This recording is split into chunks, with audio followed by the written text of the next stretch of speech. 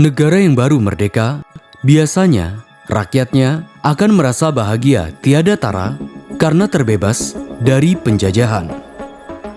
Namun, hal ini tidak berlaku bagi kedua negara, yakni India dan Pakistan.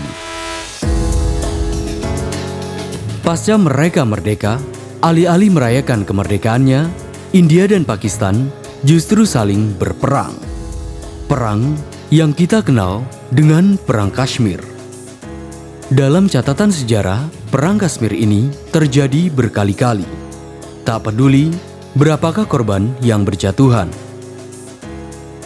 Bukan hanya India dan Pakistan saja, Tiongkok pun juga terlibat dalam perang ini. Lantas, mengapa semua ini terjadi? Mengapa Kashmir? Dan siapakah penyebab semua ini? Video ini adalah episode keempat mengenai sejarah India-Pakistan.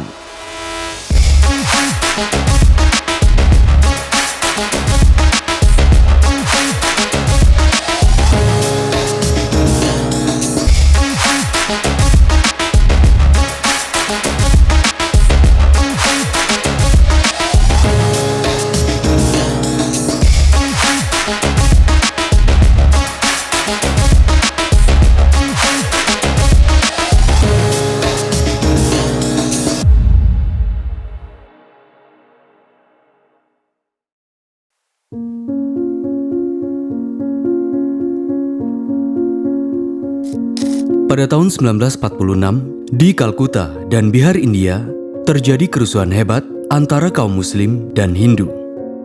Kerusuhan ini mengakibatkan puluhan ribu orang tewas dengan keji. Untuk meredam situasi, pada bulan Juli 1947, Raja Muda British Raj, Lord Louis Mountbatten, mengadakan pertemuan dengan para pemimpin India, seperti Nehru dari Partai Kongres, Jinnah dari Liga Muslim, dan beberapa pemimpin wilayah lainnya. Pertemuan ini menghasilkan kesepakatan The Independent Deal, yang mana India terbagi menjadi dua atas mayoritas agamanya. India Barat sebagai Pakistan yang bermayoritas Islam, dan India Timur sebagai negara India yang bermayoritas pemeluk agama Hindu. Dan sisanya, seperti wilayah Hyderabad serta Junagadh, diberikan wewenang untuk memilih bergabung ke Pakistan atau India. Tak terkecuali Kashmir. Pada bulan Agustus 1947, Inggris memberikan kemerdekaan kepada India dan Pakistan. Sejak itulah, seluruh rakyat yang beragama Hindu di Pakistan bermigrasi ke India. Begitu juga sebaliknya. Namun, hal ini tidak terjadi di wilayah yang belum jelas milik siapa, termasuk wilayah Kashmir. Kashmir terabaikan. Lord Mountbatten sempat memberi pilihan kepada pemimpin Kashmir, Hari Singh, masuk ke India atau Pakistan.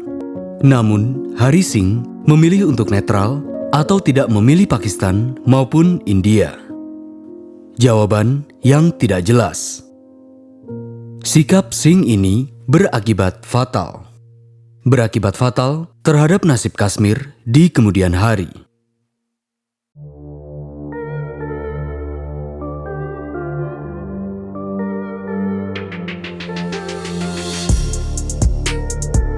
Di ujung barat pegunungan Himalaya, di antara perbatasan India, Pakistan, dan Cina, terdapat sebuah wilayah, yakni Kashmir. Kashmir merupakan wilayah indah yang dialiri sungai-sungai dengan hamparan tanah subur serta gunung-gunung yang diselimuti oleh salju. Sesuatu yang sangat menggiurkan negara tetangganya.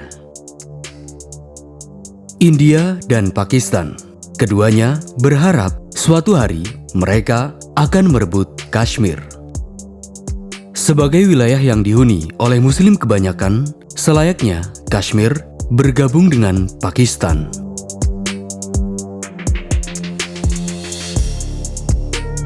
Namun, sekali lagi, Hari Singh sebagai pemimpin Kashmir memilih netral. Satu sisi, ia dilema karena warganya kebanyakan beragama Islam. Namun, di sisi lain, sebenarnya Hari Singh menginginkan agar Kashmir bergabung dengan India. Hal ini disadari oleh rakyat Kashmir yang sebagian besar beragama Muslim, tak terkecuali Ibrahim Khan, aktivis Muslim Kashmir. Baginya, Kashmir harus masuk ke wilayah Pakistan, karena Kashmir merupakan wilayah yang dihuni oleh mayoritas kaum Muslim. Sebaliknya, Hari Singh menolak untuk bergabung dengan Pakistan, mengingat ia beragama Hindu. Khan tidak membiarkan hal ini terjadi, bagaimanapun caranya. Setelah ia berhasil menggalang puluhan ribu milisi Muslim, pada akhir Agustus 1947, mereka melakukan demonstrasi di beberapa kota, bahkan juga menyerang imigran-imigran Hindu yang sedang menuju India. Melihat kondisi ini, Hari Singh mengerahkan beberapa batalion Sikh untuk memblokir beberapa tempat strategis. Ibrahim Khan serta para milisinya tidak menyerah. Bahkan, mereka berniat untuk melancarkan pemberontakan.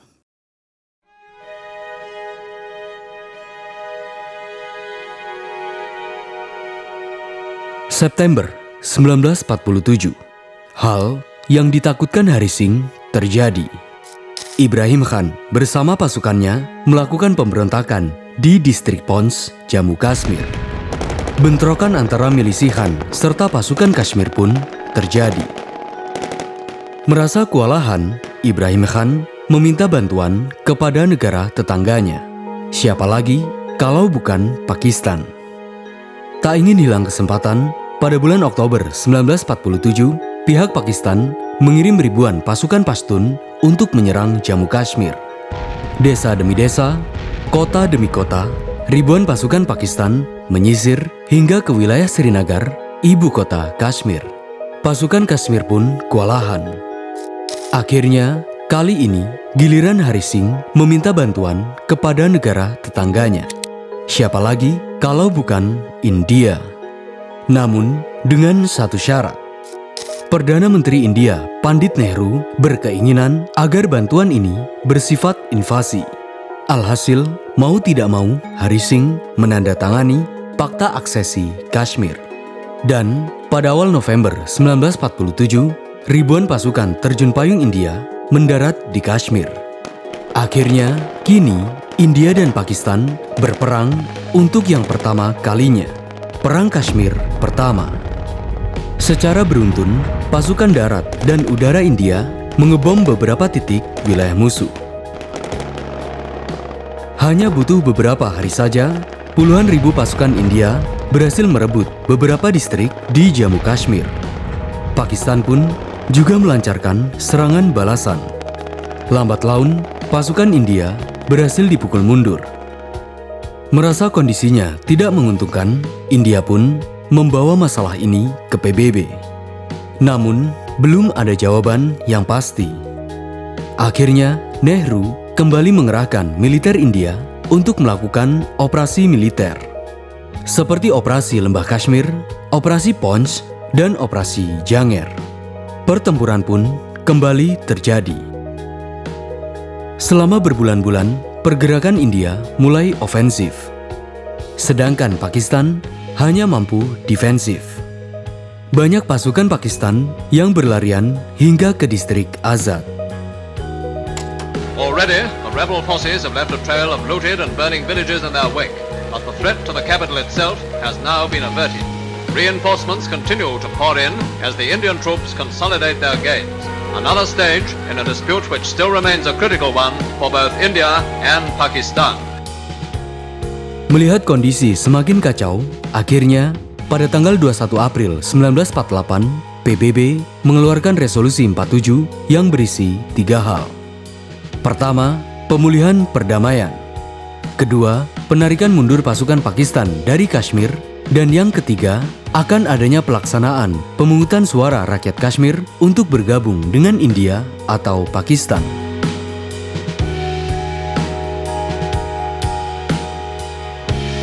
Pada tanggal 5 Januari 1949, India dan Pakistan sepakat untuk melakukan gencatan senjata. Perang Kashmir pertama pun berakhir.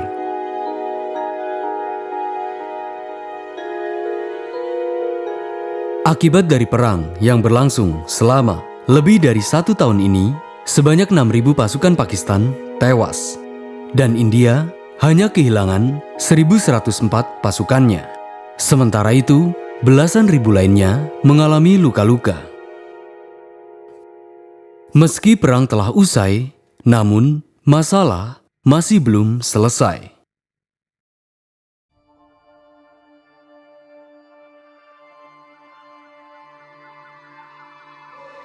Sebagai lanjutan daripada gencatan senjata, pada bulan Juli 1949, India dan Pakistan mengadakan perjanjian Karachi yang dimediasi oleh PBB. Perjanjian ini menghasilkan, salah satunya, PBB berwenang membuat garis kontrol perbatasan di wilayah Kashmir atau Cash Fire Line. Garis ini membagi 2 wilayah Kashmir. Daerah sebelah timur yang meliputi lembah Kashmir, Jammu, dan Ladakh dijaga oleh pasukan India. Dan di barat Kashmir yang hanya meliputi Gilgit-Baltistan serta Azad diawasi oleh pasukan Pakistan. Sejak itulah keduanya mendirikan pemerintah sementara pada masing-masing wilayah kekuasaannya. India dengan pemerintah Jammu Kashmir dan Pakistan dengan pemerintah Azad Kashmir. Di lain sisi, alih-alih Kashmir menjadi panggung konflik antara India dan Pakistan, wilayah ini juga menjadi target negara besar yang berada di dekatnya, yakni China. Bagi China, wilayah Aksai Chin, Timur Kashmir, merupakan wilayah yang berhak dimilikinya berdasarkan garis McMahon. Alhasil, pada sepanjang tahun 1959, Tiongkok melakukan berbagai diplomasi dengan India. Namun, perundingan mengalami kebuntuan. India bersikukuh untuk menolak klaim China. Akhirnya, Tiongkok memutuskan untuk berperang dengan India. Pada tanggal 20 Oktober 1962, ribuan pasukan Tiongkok dengan meriam dan mortirnya menyerang pos-pos pertahanan India di sekitaran Aksai Chin. Singkat kisah, peperangan ini dimenangkan oleh Tiongkok. Dan pada tanggal 19 November, secara resmi Tiongkok menguasai wilayah Aksai Chin.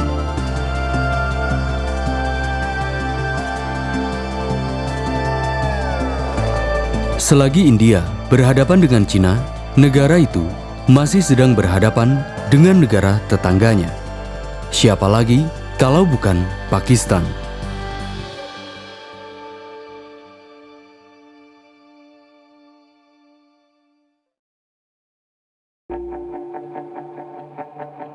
In spite of Pakistan's protests and the United Nations' disapproval, India has gone ahead with the incorporation of Kashmir into the Indian state. Pada tahun 1957, India melanggar perjanjian Karachi dengan mengakuisisi wilayah Jammu Kashmir sebagai wilayahnya. Padahal, wilayah itu merupakan wilayah gencatan senjata. 3 tahun kemudian, 1960, India juga mengakuisisi sungai-sungai besar di Kashmir, seperti Sungai Indus, Jhelum, dan Sungai Chenab. Dengan demikian, India dapat menutup aliran sungai tersebut ke Pakistan kapanpun. Dua manuver India ini tentunya sangat merugikan pihak Pakistan. Dengan demikian, Pakistan tak lagi percaya dengan India. Dan satu-satunya cara untuk merebut kembali sesuatu yang dimiliki India, yakni dengan jalan perang.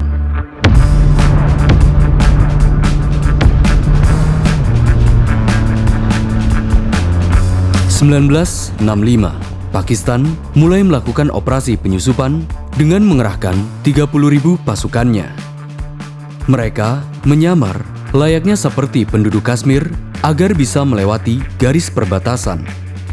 Operasi ini bertujuan untuk menyulut api pemberontakan rakyat Kashmir agar mereka memberontak kepada pemerintah India. Pakistan meyakini sebagian besar rakyat Kashmir tidak merasa puas dengan pemerintahan India. Dari satu distrik ke distrik lain, pasukan Pakistan mulai membujuk warga Kashmir agar memberontak. Namun, tidak sesuai fakta lapangan. Beberapa warga sipil Kashmir melaporkan hal ini kepada India. Tentunya, hal ini memancing India untuk menumpas pergerakan pasukan Pakistan. Then in 1965, something new happened. Armed guerrillas begin a campaign of attacks on Indian posts. India responds to the guerrilla attacks by sending troops across the ceasefire line to seize 3 Pakistani outposts.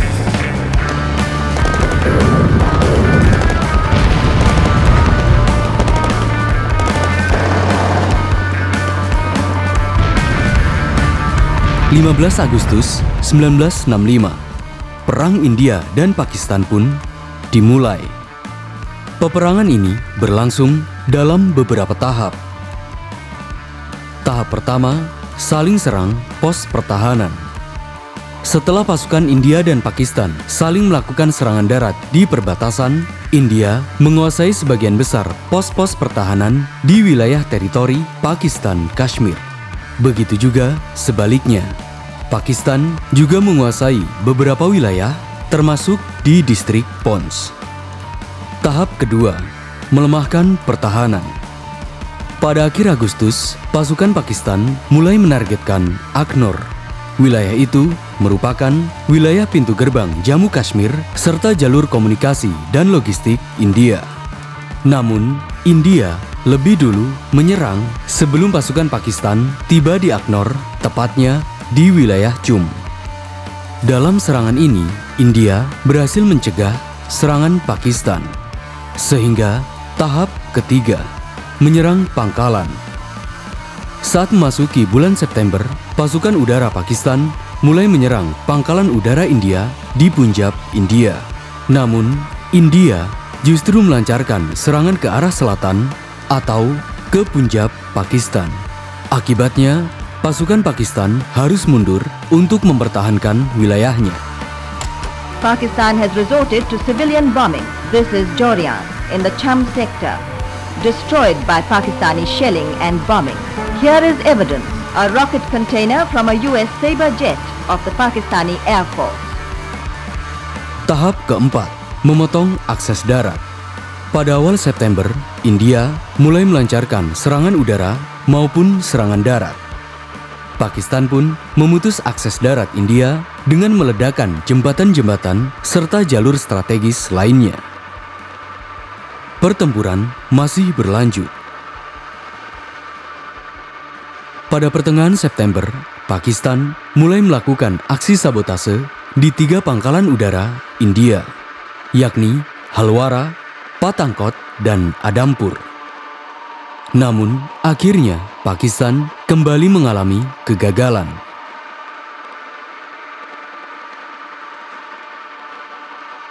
Pada akhirnya, semua usaha Pakistan ini sia-sia.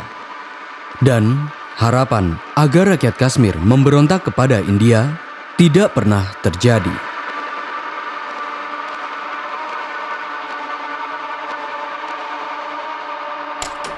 Pakistan has finally discarded its disguise and is trying to move across the ceasefire line in big strength with its armed forces backed by tanks under air cover. Fighting is going on and heavy casualties in men and equipment have been inflicted on the aggressor. Kini, giliran India untuk membalas. Pada tanggal 20 September, 3 batalion India melakukan serangan darat ke Dograi. Serangan ini berlangsung selama 27 jam secara beruntun. Pakistan kewalahan dan pada akhirnya Dograi berhasil dikuasai India. Karena peperangan semakin kacau, akhirnya pada tanggal 20 September, PBB mengeluarkan resolusi agar kedua negara melakukan gencatan senjata tanpa syarat dalam kurun waktu 48 jam. Dan Pada tanggal 23 September 1965, India dan Pakistan melakukan gencatan senjata. Perang Kashmir kedua berakhir. Akibat daripada peperangan ini hanyalah nestapa, kebencian, dan balas dendam. Lantas, apakah berakhirnya Perang Kashmir kedua ini benar-benar berakhir? Jangan salah, ketegangan India dan Pakistan suatu hari akan kembali melahirkan peperangan. Peperangan yang lahir dari pembantaian dan berakibat lahirnya negara baru, yakni Bangladesh. Setidaknya akan kami bahas di episode selanjutnya.